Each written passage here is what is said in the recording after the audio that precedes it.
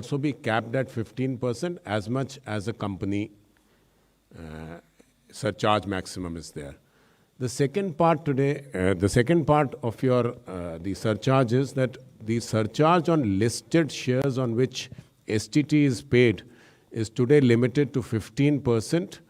On other capital gains also, we are now bringing it at par with this 15%, so it will be 15% for them. So this will be a big relief for the startup community. 53. Yeah, good evening, ma'am. Siddharth from Bloomberg. I just wanted to ask you a steep hike in capital expenditure and borrowing of 15 lakh crore. So are we safely assuming that private investment will not happen in the next financial year also? Safely assuming? Private investment will not happen. Private investment will not happen in the next financial year. No, because I it is have the government mentioned, which is pushing the trigger.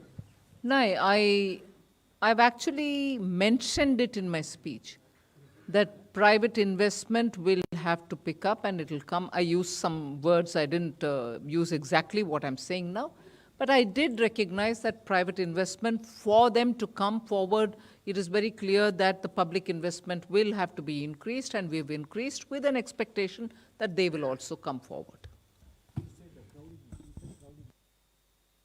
I'm being reminded by the CA that for private investment to be crowded in. Number 70. Ma'am, I'm Mukesh. I work for Newsrise. Just wanted to know about the size of the green bond, the currency it will be issued in, and who will be the users and how they'll use it.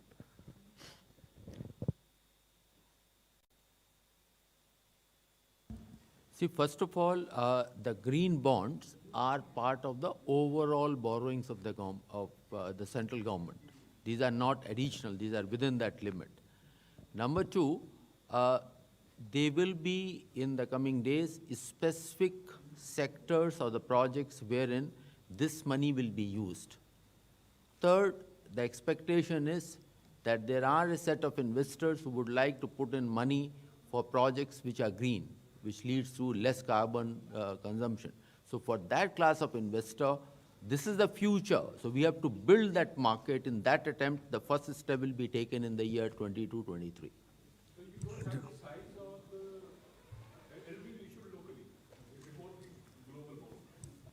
At this point of time, it is in the domestic market, and we are in a conversation with Reserve Bank of India and with the market participants, and the size, etc., will be determined in the coming weeks. I just wanted to add, because I was watching some commentary, I just wanted to make it very clear. There is no connection between the size of our capital expenditure and the issuance or non-issuance of any green bond. So whatever the size of the green bond issue may be, this is the budget, and this is the total amount of borrowing. It is part of this borrowing that may come as a green bond. It is not that the green bond is a requirement or a conditionality for this budget to be executed and for the capital expenditure to happen. I just wanted to clarify that. Yes, but it will be part of the total market borrowings which have been projected in this budget of 11,58,700. So it is not over and above that. And this 1158 is not dependent on the issuance of a green. They are two separate transactions which will happen, but they are within this limit. And there is no conditionality about if this green bond doesn't get issued, then the capital expenditure may not happen. No, there is no such linkage. Just 1 minute, madam. On the Shrimi's question on the taxation, I want to clarify, it is still taxable as of today. It is not that it will become taxable from 1st of April. So I just wanted to clarify that the message should not go that it is not taxable today and becomes taxable from 1st of April. It is taxable today, but a specific regime has been brought in by the FM, which will be applicable from 1st of April.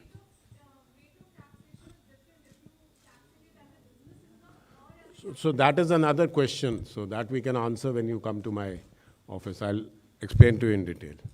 Number 26.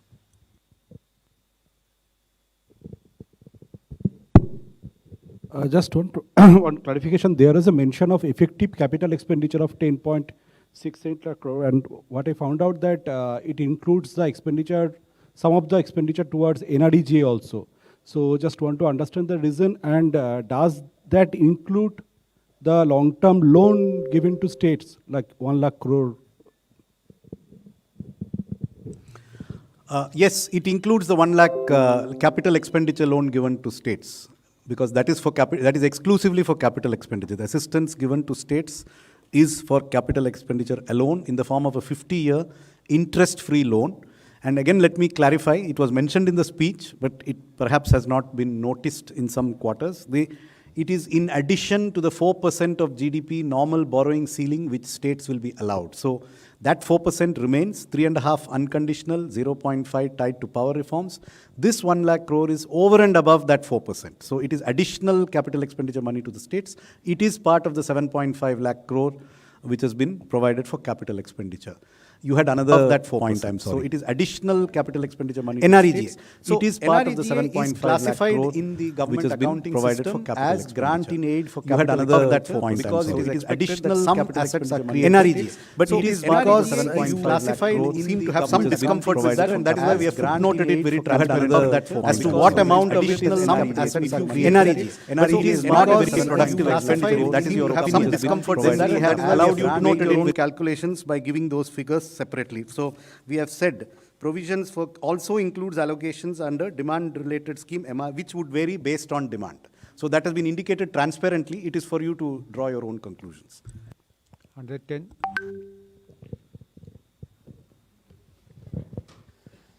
मैं आलोक प्रियदर्शी हूँ CNBC आवाज़ से।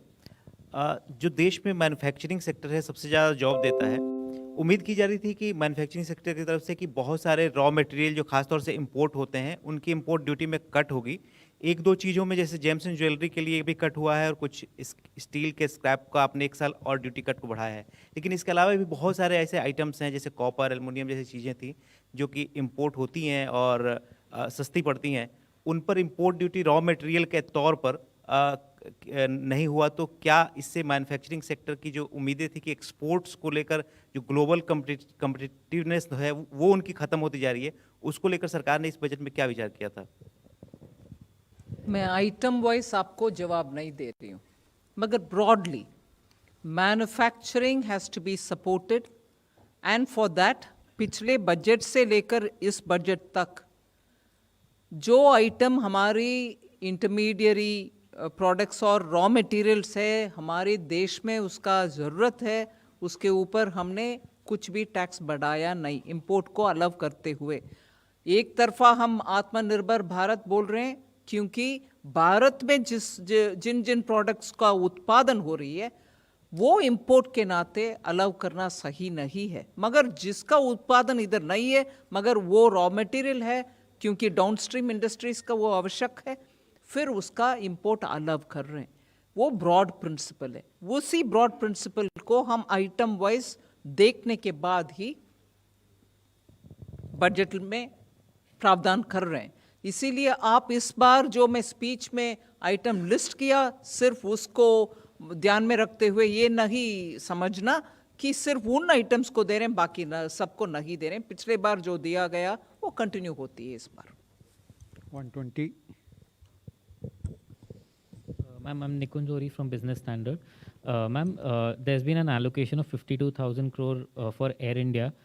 Is this over and above what was sought in the supplementary demand for grants, which was 62,000 crore? And ma'am, there's been a nominal GDP estimate has been 11.1. So could you please help us with what the inflation estimate is, because economic survey projects 8 to 8.5 as the real growth. And lastly, ma'am, pardon me for asking you a previous question. Last year, in the last year's budget, there was about 1 lakh crore which was expected from government's divestment in public shares in public sector banks and financial institutions. So that estimate has not been shared for this year as well as next year. So if you could please clarify. We've just had the discussion before coming here. Somnathan, on the 11 nominal GDP and other things. I'll come back to this. Okay.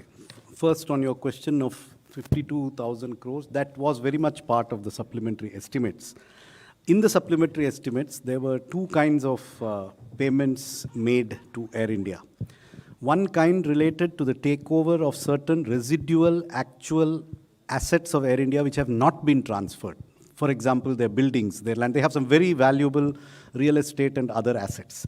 So those are part of the 62 something. They are not part of the 52. Those are actual capital assets which we retain.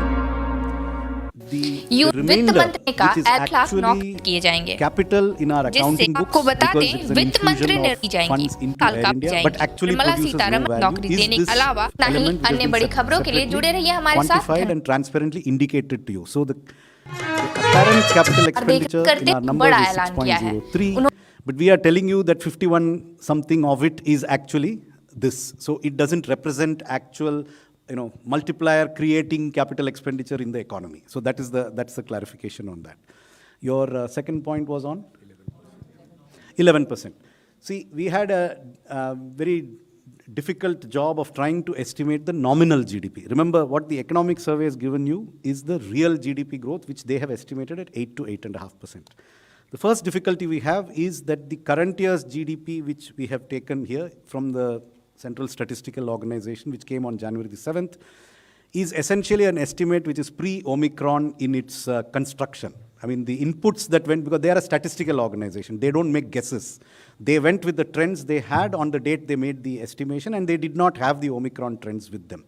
So it's possible that the base that we are working, we work on an incremental basis. We take this year's nominal, add a percentage for next year's nominal. So in adding to next year's nominal, first, there is a slight discount we have made for this year's base. And then we have assumed that real growth would be somewhere in the range that the economists have given us. Could be a little lower also because of this base effect.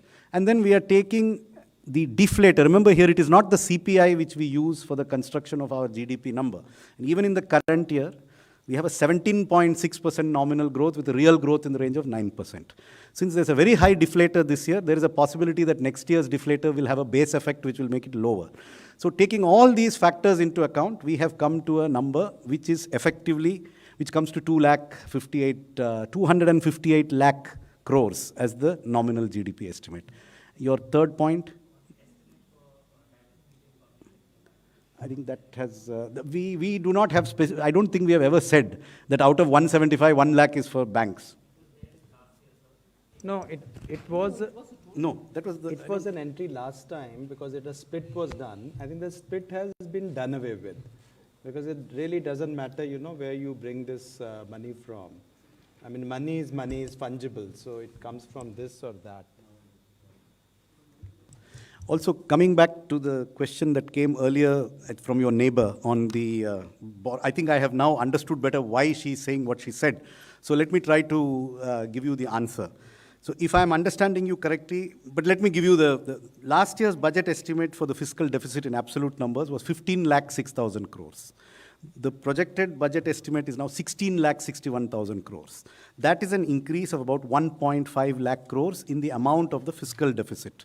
If you look at the market borrowing estimates, there were 9,67,000 crores in last year's budget estimates. They have gone up by about 1.9 lakh crores in this year's budget estimates. So there is actually not much of an incongruity between the increase in the deficit and the increase in the market borrowing. What may be giving you this impression is that in this year's revised estimates, the market borrowings are lower than in the budget estimate because of an unexpected increase in small savings. So this year's small savings have been unexpectedly buoyant, perhaps because interest rates on deposits went down and these rates remained constant, but that could very easily reverse with the interest rate cycle reversing now.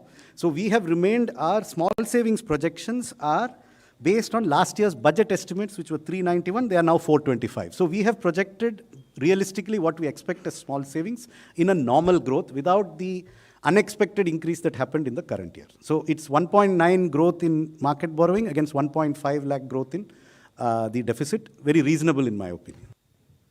Number 10.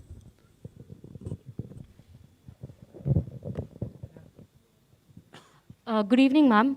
Ma'am, Janani from Bloomberg Quint here. Ma'am, you had mentioned in the budget speech that the Special Economic Zone Act would be replaced by a new legislation. If I could ask, what would be the difference from the current SEZ Act, and what is the intention behind the same, ma'am? What is the? The replacement for the SEZ Act, the legislation that will replace the SEZ Act, was mentioned in the budget speech today. That's right. If I could ask, ma'am, what would be different from the SEZ Act that is, and what is the intention behind the same? Well, you will have to wait for the department to work out on the SEZ acts, and I've already mentioned broadly that it will help also for the states to be able to participate better in the SEZs. One of the broad objectives. But then the department is working on it and it will come through sooner. With your permission, ma'am, can we close now because you have to go for another appointment? Thank you very much, friends. Thank you very much, ma'am.